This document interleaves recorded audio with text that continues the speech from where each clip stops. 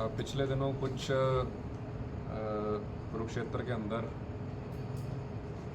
Firing की घटनाएं सामने आई थी। उसी को मद्देनज़र रखते हुए ज़िले के अंदर जितने भी पुराने एक्टिव गैंग्स हैं उनके ऊपर नकेल कसने के लिए सभी CIA टीम्स को और SHOs को हिदायत दी गई थी। और उसी संदर्भ के अंदर हमारी CIA 1 की टीम, जो कि इंस्पेक्टर सुरेंद्र के नेतृत्व में, उनने और उनके साथी प्रवेश के इंफॉर्मेशन के बेसिस के ऊपर एक बड़ी कामयाबी हासिल की है और एक बड़ी घटना को जो गैंग अंजाम देने वाला था उसको रोकने में कामयाब हुए हैं। हमारी CIA की टीम के पास एक बड़े ख़ास से सूचना प्राप्त हुई थी कि कुछ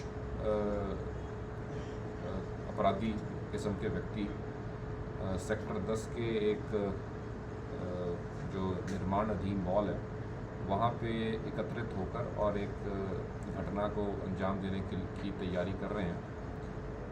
उसके ऊपर कार्रवाई करते हुए हमारी CIA टीम ने वहाँ पे रेड की और जैसे ही उन्होंने रेड की तो जो अपराधी थे उनके द्वारा उन टीम के ऊपर फायरिंग की गई और जो जवाबी फायर किया गया उसमें एक व्यक्ति के उनमें से जिसका नाम अंकित राणा है उसके पैर के अंदर गोली लगी। जब इनको वहाँ से डिटेन किया गया इनकी पहचान इस रूप से हुई, इसमें पहला जो था अंकित पुत्र लक्ष्मण, जो कि भगवानपुर थाना बड़गांव रामपुर जिला सहारनपुर उत्तर प्रदेश का रहने वाला है, जिसने फायर किया था और जिसके पैर के अंदर गोली लगी।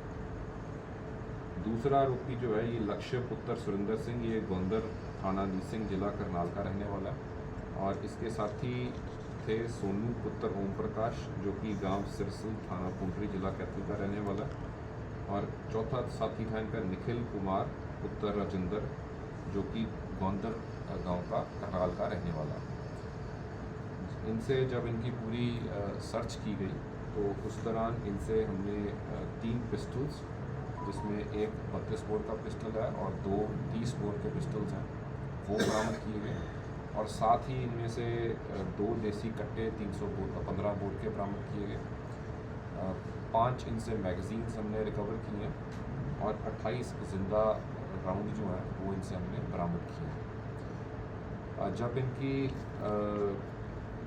प्रिलिमिनरी पूछताछ इनसे की गई तो इन्होंने बताया कि ये यहाँ पर एक कोर्ट कम्प्लेक्स के अंदर एक निर्मल भुल्लर नाम के अपराधी की पेशी के दौरान उसको मारने की नीयत से यहाँ पर ये आए थे और इन्होंने पिछले दिनों कोर्ट के कम्प्लेक्स के अंदर अपनी रेकी भी की थी और कल भी बल्कि ये इन्होंने उसकी प्रॉपर जो अपनी वारदात को अंजाम देना था उसकी पूरी रेकी करके ये गए थे। और इसी के ऊपर जब हमारी टीम के पास सूचना आई तो इन्होंने एक बड़े वारदात जो कि कोर्ट कम्प्लेक्स में ये अंजाम देना चाहते थे उसका इन्होंने बचाया। इस पूरी घटना के ऊपर हमने FIR नंबर 132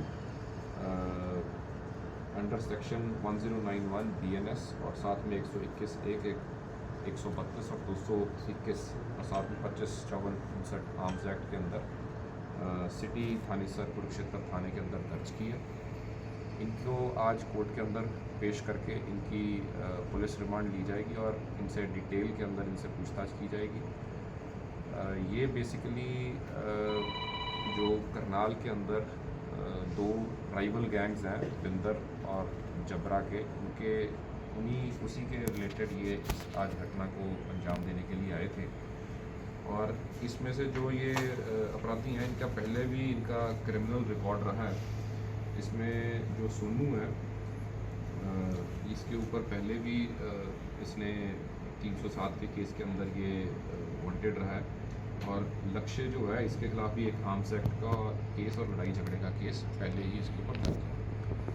इस गैंग को न्यूट्रलाइज करके और एक बड़ी मात्रा के अंदर असलों को पकड़ के मैं समझता हूँ कि आने वाले दिनों के अंदर जो इन्होंने अन्य और घटनाएं को अंजाम देना था उसको पुलिस बचा पाई है।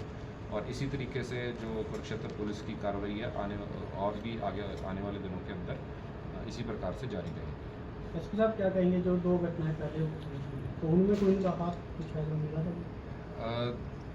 हम इसमें डिटेल के अंदर पूछताछ कर रहे हैं और कुछ उसी गैंग के साथ इनका ताल्लुकात हमें मिला भी है और वो जैसे आगे अभी हम और इनसे पूछताछ करेंगे तो आपको जल्दी इसका खुलासा भी किया जाएगा। जिसकी आपने बात की गई, जिसे मारने की प्लानिंग की गई थी, वो भी किसी गैंग से ताल्लुक़ रखता है सर?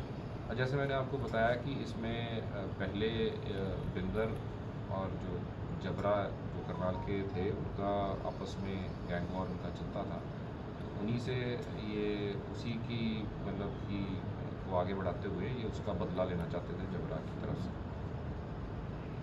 तो पहले भी किसी मामले में आरोपी रह चुके हैं सर? हाँ, जैसे मैंने आपको बताया सोनू और लक्ष्य जो हैं इनके ऊपर पहले भी इनके ऊपर मुकदमे दर्ज हैं। सर कहाँ पर दर्ज हैं? इनके ऊपर जो लक्ष्य है इसके ऊपर मिसिंग करनाल के अंदर ही आर्म्स एक्ट और लड़ाई झगड़े का केस दर्ज है। और इसी प्रकार से जो सोनू है जो 2017 के अंदर नीरज पूनिया के ऊपर करनाल में कोर्ट कम्प्लेक्स के अंदर गोलियां चलाई गई थी उसके अंदर ये शामिल था। जी।